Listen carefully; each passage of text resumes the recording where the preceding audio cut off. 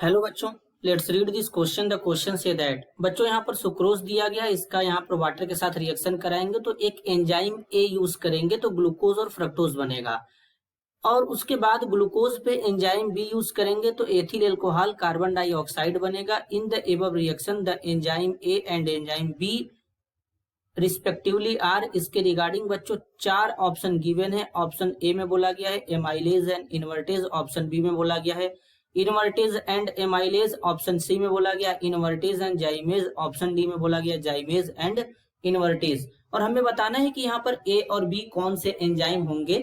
तो सबसे पहले बच्चों हम लोग समझेंगे की कॉन्सेप्ट। की कॉन्सेप्ट होगा एंजाइम्स।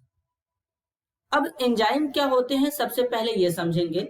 तो बेसिकली जो एंजाइम होते हैं वो प्रोटीन के बने ऑर्गेनिक मॉलिक्यूल होते हैं बच्चों। ये रिएक्शन में एज ए बायो कैटलिस्ट के जैसा काम करते हैं, क्योंकि ये लिविंग सेल में या टिश्यू में काम करते हैं। अब यहाँ पे बच्चों बेसिकली बात करेंगे तो हमारा सुक्रोज है C12H22O11।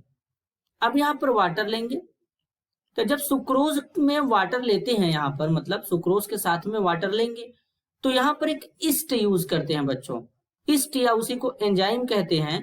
तो ये जो एंजाइम होता है, कौन सा एंजाइम होता है हमको ये समझना है। तो यहाँ पर हम लोग यूज करेंगे बच्चों इन्वर्टेज। एक इन्वर्टेज एंजाइम है, जब इसका यूज करेंगे तो ये क्या करता है, सुक्रोज को ग्लूकोज और फ्रक्टोज में ब्रेक करता है। C6H12O6 plus C6H12O6।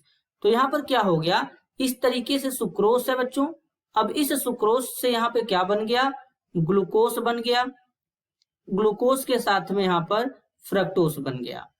अब देन यहाँ पे क्या करेंगे, अब फिर से हम लोग यहाँ पे लेंगे ग्लूकोज को C6H12O6, ये हमारा हो गया बच्चों ग्लूकोज।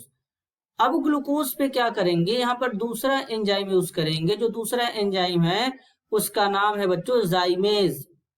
ये है जाइमेज।